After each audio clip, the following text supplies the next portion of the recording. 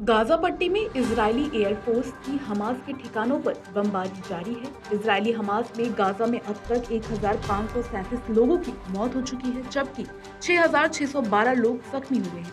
Israel ने अब तक गाजा पट्टी पर 6000 से ज्यादा बम गिराए हैं। इजरायल का दावा है कि उसने हमास के 3600 से ज्यादा ठिकानों को तबाह कर दिया है। दरअसल हमास ने गाजा पट्टी से शनिवार को इजराइल पर हजारों रॉकेट दागे थे। इतना ही नहीं, समुद्री रास्ते और बॉर्डर के जरिए इजरायली सीमा में दाखिल हो गए थे और उन्होंने आम नागरिकों पर हमला कर दिया था। इन हमलों में इजराइल में 1200 लोगों की मौत हुई है। इतना ही नहीं, हमास ने सैकड़ों लोगों को बंधक भी बना लिया। इसके बाद से इजराइल गाजा पट्टी में हमास के ठिकानों पर हवाई हमले कर रहा है। यूएन के मुताबिक 23 लाख की आबादी वाले गाजा में हवाई हमलों के चलते लोग अपने घरों को छोड़ने को मजबूर हैं। अब तक 4,23,000 लोग विस्थापित हो चुके हैं।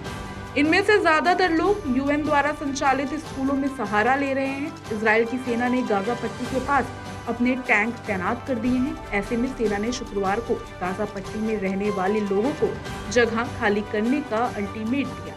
इजरायल रक्षा मंत्री योव गैलेंट ने गुरुवार को कहा, अब युद्ध का समय है। इजरायल सेना ने कहा कि वह आने वाले दिनों में गाजा शहर में महत्वपूर्ण रूप से काम करेगी और नागरिक अगले आदेश के बाद ही वापस लौट सकेंगे।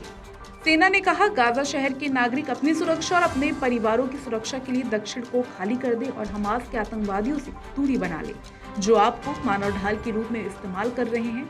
सेना ने कहा, हमास के आतंकवादी गाजा शहर में घरों के नीचे, सुरंगों और निर्दोष गाजा नागरिकों से भरी इमारतों के अंदर छिपे हुए हैं। उधर हमास के एक अधिकारी ने कहा कि गाजा स्थानांतरण चेतावनी फर्जी प्रचार है और नागरिकों से इसके झांसे में न आने की अपील की। इजरायली सेना ने शुक्रवार को कहा कि उसने उत्तरी गाजा में रात भर में 750 सैन्य ठिकानों पर हमला किया, जिसमें हमास की सुरंगें, सैन्य परिसर, वरिष्ठ कार्यकर्ताओं के घर और हथियार गोदाम शामिल थे।